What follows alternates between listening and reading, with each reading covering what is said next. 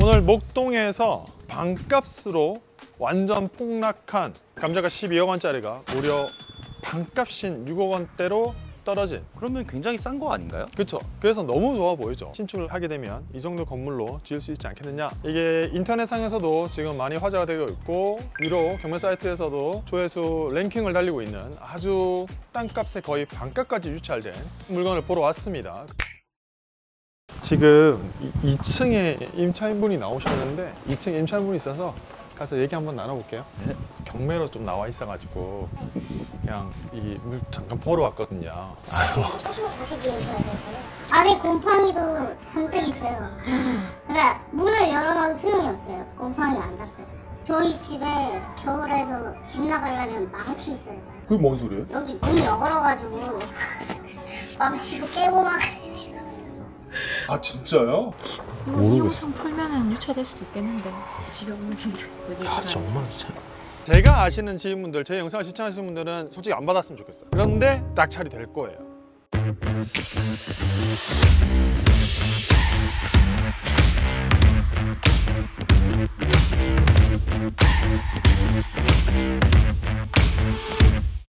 네, 안녕하세요. 팔테인 팔콘입니다. 목동이라는 지번을 쓰고 있고요. 연창역에서 도보로 5분 정도면 올 수 있는 위치에 있는 단독 건물을 보러 왔습니다. 자, 일단은 이 물건을 보면서 이런저런 상황을 설명드릴게요. 일단은 지금 보여지는 바로 이 물건입니다. 이 물건인데요. 지금 정면에 딱 보이는 저기 지하, 지금 문이 살짝 열려 있는데 저기가 1층, 그리고 왼쪽 계단으로 올라가면 2층으로 되어 있는 대지 30평 정도 되는 다가구 건물 되겠습니다. 어쨌든 다가구의 장점은 내가 거주를 하면서 임대도 놓을 수 있는 그런 물건 되겠는데요. 그리고 한 가지 느낌이 좋은 건 들어오면서 보면 바로 맞은편에 교회도 있고 공원시설, 그리고 오른쪽으로는 용왕산 부지도 있어서 산책하기에도 좋아 보이긴 합니다. 그리고 또 맞은편에 또 바로 보면 이렇게 최근에 신축한 이렇게 건물이 있습니다. 그래서 많은 분들이 신축을 하게 되면 이 정도 건물로 지을 수 있지 않겠느냐 라고 생각하는 물건 되겠는데요. 일단 물건을 조금만 더 보면 이쪽에 이제 나무가 저렇게 지금 관리가 제대로 안 되는 것 같아요. 그죠? 관리가 안 돼서 나무가 지금 저렇게 많이 울거져 있는데 저건 정리를 다 한번 해야 될 것 같고요. 지금 이쪽에서 보면 저 맞은편 저쪽에는 신축하고 있는 건물들도 보이고 왼쪽에도 가장 최근에 지은 건물이 보이고요. 오른쪽으로 올라오면 이렇게 최근에 신축을 조금 한 듯한 이런 건물 보이고 저쪽으로 지금 대형 교회가 있습니다. 그래서 전반적인 느낌은 저희가 지도상으로 본 것보다 현장에서 느끼면 훨씬 더 나이스하긴 해요. 이렇게 좋아 보이는데 왜 반값까지 유찰됐을까요? 권리 분석상 문제가 있을까요? 아니요, 이게 권리 분석상 문제가 있지는 않아요. 지금 현재 1층, 2층은 9천만 원씩 해가지고 배당 요구까지도 했고 선순위이기 때문에 배당 받아가고요. 지하층은 현재 권리 신고가 안 돼 있으나 대항력이 있어 보이지는 않습니다. 그래서 권리 분석상 어쨌든 문제가 있어서 유찰된 건 아니에요. 일단 감정 가격 대비 굉장히 저렴하게 유찰이 됐기 때문에 또 다른 투자 포인트가 있지 않을까 싶어서 현장 오게 된 거예요. 쌤, 이게 근처에 매물 나온 걸 보니까 평당 한 3천만 원 정도더라고요. 저희 거를 보면은 한 9억 정도가 되는 건데 그러면 굉장히 싼 거 아닌가요? 그렇죠. 그래서 너무 좋아 보이죠. 그래서 이번 회차에 아마 무조건 낙찰이 될 것 같긴 한데 제 PD님 그거는 생각보다 고려해야 될 사항들이 굉장히 많아요. 그건 이제 뒤에 가서 다시 한번 정리를 하면서 말씀을 해줄 건데 물건이 노후도가 조금 있기 때문에 물건을 조금 더 보면서 제가 추가적으로 설명을 드릴게요. 물건지를 다시 와서 이제 뒤쪽에서 보면 뒤쪽에서 보는 건데 건물 관리가 좀 많이 안 돼 있긴 해요.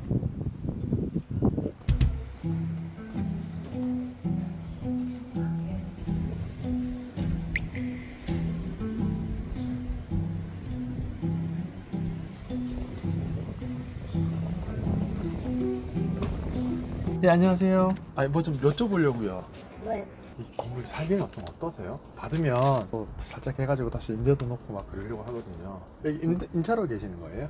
네, 다 여기 밑에 하고 위에 하고 세 가구 살아요. 물이 좀 샜나 봐요? 네, 위에서 그래가지고 이렇게 힘들으니까 옥상 방수도 조금 해야겠네. 방수할 필요 없으면 위에서 해서 했긴 했는데 괜찮아요. 근데 새로 나고 그렇게 해서도 괜찮아요. 예상가 몇 년 정도 사신 거예요?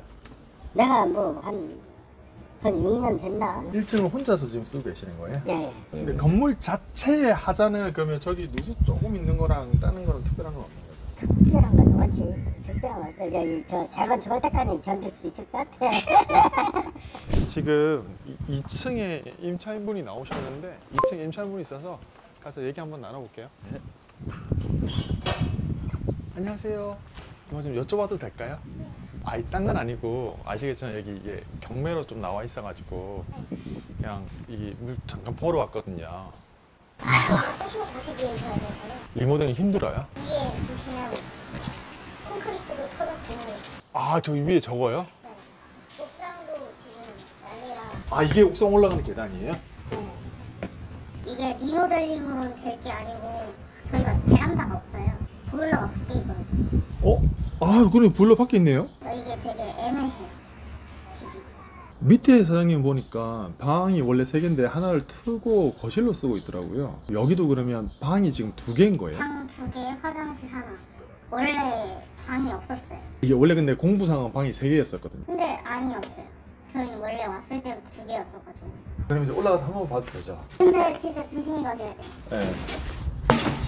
일부러 딱 막아놨는데 옥상은 제 친구가 철거일을 하거든요.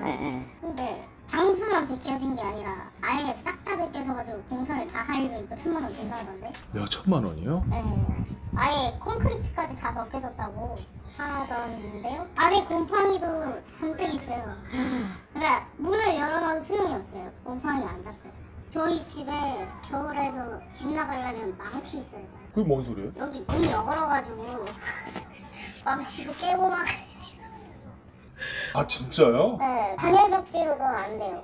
단열벽지 시공을 했는데 그 사이로 물이 흘러나와서 수건을 막 대고 제습제 해놓고 이 집은 도대체 뭐지? 원래 처음에 이사 올 때 진짜 거의 귀신의 집이었어요. 저희가 도배, 장판, 전기 이거 공사 다 하고 들어온 건데 싱크대까지 싹 다. 그래서 싸게 들어온 거였어요. 그래서 싸게 들어온 거고. 근데 솔직히 위치 때문에 사는 거죠. 종편이 좋으니까 편이 좋으니까. 총체적 난국이에요. 시고 새로 짓지 않는 이상 답은 없을 거예요. 알겠습니다. 저도 말씀 안 들었으면 큰일 날 뻔했어요. 너무 감사해요. 네. 너무 감사합니다. 어떠세요? 와, 이게 개인적으로는 2층분 안 만났으면 큰일 날 뻔했다라는 생각이 듭니다. 겨울철에는 지금 물이 새서 곰팡이는 말도 할 수 없고, 겨울철에는 문이 안 열려서 망치로 문을 열고 나와야 된다라는 수준이고, 하도 경매로 많이 와서 방이 어떻게 돼 있고 현재 구성이 어떻게 돼 있고라는 것까지 다 붙여 놓으셨어요. 사람들이 하도 많이 물어봐서. 그래서 저번에 말씀은 신축 외에는 답이 없다라고 말씀을 해주세요. 근데 일단 리모델링을 한다고 했을 때는 제가 볼 때는 방수하고 방도 이렇게 다 공사를 하고 하면 아무리 못해도 1억 이상 들어갈 것 같긴 해요. 근데 건너편에 있는 것도 땅이 아마 30평이었던 것 같거든요. 그러면은 그것처럼 저희도 신축을 해서 뭔가 매각을 하는 거는 어떨까요? 근데 신축을 해서 매각하기에는 또 애매한 게 평수가 너무 작은 것들은 신축을 하기 어려워요. 첫 번째, 일단 저게 북쪽에 1조권 사선 제한을 받기 때문에 만약에 길게 지어버리면 건축물이 깎일 수밖에 없다.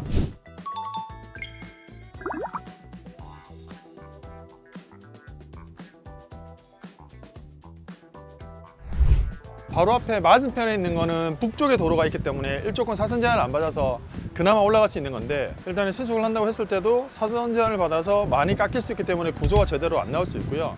또 한 가지 잘 알아야 되는 게 작은 평형 매물들이 저렴하게 역세권도 그렇고 싸게 나오는 경우가 굉장히 많이 있는데, 문제는 어쨌든 저기에 계단 부분, 공용 부분은 똑같이 빠지기 때문에 저 땅에 다시 지어버리면 결국 건축물의 면적은 굉장히 줄어들어요. 그리고 새로 신축을 하는데 옛날에 지어진 것들은 엘리베이터를 안 넣긴 하지만 저 건물은 절대 엘리베이터도 못 넣는 거예요. 엘리베이터 넣을 수도 없는데 굳이 신축을 한다? 이게 안 맞기도 하고, 만약에 그래도 내가 신축을 하겠다 해서 지었다 쳐요. 그럼 연면적이 지금 용적률 200%라면 60%잖아요. 지하까지 합치면 거의 90평 가까이 지을 수 있는데, 건축비를 정말 작게 잡아서 500만 원 들었다고 해도 4억 5천이죠. 그럼 땅값 6억, 4억 5천, 10억이 훌쩍 넘어가요. 10억이 훌쩍 넘어가는데 저렇게 임대료를 놓는다고 해서 얼마나 놓을 수 있을 것이냐? 신축에서는 답이 없어요. 답이 없어. 답이 없기 때문에 저런 건물은 절대 신축으로 바라보면 안 되고 리모델링으로만 가야 된다. 그래서 마지막으로 피디님에도 하나 가르쳐주고 싶은 건, 우리가 이렇게 신축을 할 수 있겠다 이런 기대감도 가지고 있잖아요. 네. 그럴 때는 이 연립형 다가구 같은 경우에는 토지가 최소 40평에서 50평은 돼야 되고, 빌라로 지으려면 70평 정도가 돼야 가장 이상적으로 지을 수 있어요. 그래서 토지가 너무 싸다고 해서 절대 좋은 건 아니다. 공용 면적이 빠지기 때문에. 그러한 개념을 조금 가지고 있긴 있어야 한다.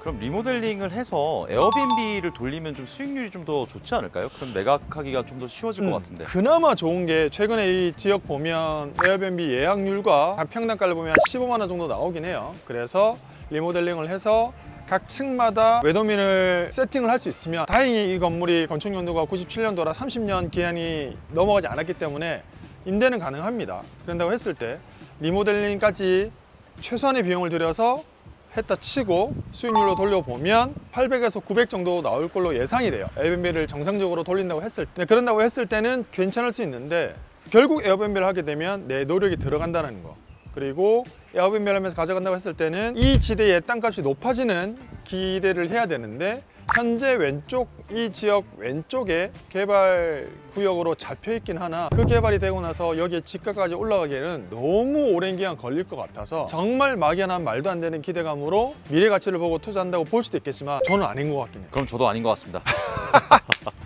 이게 어쨌든 나와 있는 매물들이 평당 3,000선이기 때문에 괜찮겠다고 생각을 했는데, 또 이게 우리가 상품을 조금만 팔아보면 가장 비슷한 사이즈의 수리가 되지 않았던, 약간 안쪽이긴 하지만 거래됐던 매물들의 가격이 평당 2천만 원 초반대이긴 해요. 그래서 나와 있는 매물로만 절대 보면 안 되고 실거래 가격 데이터로 봤을 때는 2천만 원 초반대이기 때문에, 그렇게 따지면 이 건물 역시도 6억에서 7억 정도밖에 매매 가격이 안 나오는 거예요. 그래서 이거를 공격적으로 생각하는 것도 굉장히 애매하긴 하다. 물론 10억 초반짜리가 반값으로 떨어졌기 때문에 만약에 현재 최저가에 낙찰 받는다면 대출은 굉장히 잘 나올 거예요. 최근에 실거래됐던 가격, 그리고 해당 건물의 컨디션, 이런 걸로 봤을 때는 너무 애매하긴 하다. 선생님, 그러면 이런 물건은 투자를 하면 안 되는 걸까요? 근데 저는 한 가지 아쉬운 건 온라인상으로 봤을 때는 굉장히 매력적으로 보이긴 했었어요. 이게 현장에 왔을 때 생각보다 온라인으로 보여지는 것보다 건물의 컨디션이 훨씬 더 좋았었어야 된다.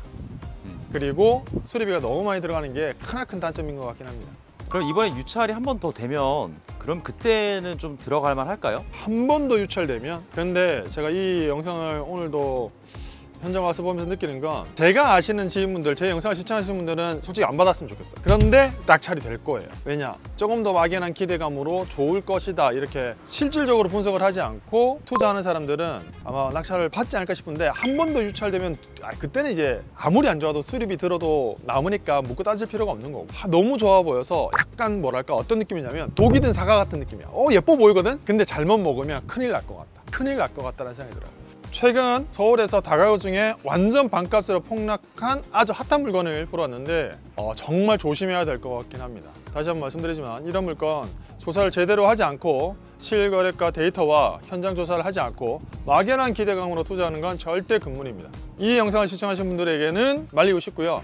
다음에 이런 물건 나왔을 때도 싸다고 해서 절대 덥석하시면 안 될 것 같습니다. 제가 물론 돈 되는 물건도 과감 없이 추천해 드리겠지만, 이렇게 잘못 받으면 큰일 날 물건도 가르쳐 드리면서 여러분들의 투자 인생의 길라잡이가 될 수 있도록 하겠습니다. 시청해주셔서 감사드리고 다음번에 더 즐겁고 돈 되고 좋은 물건으로 찾아뵐 수 있도록 하겠습니다. 감사합니다.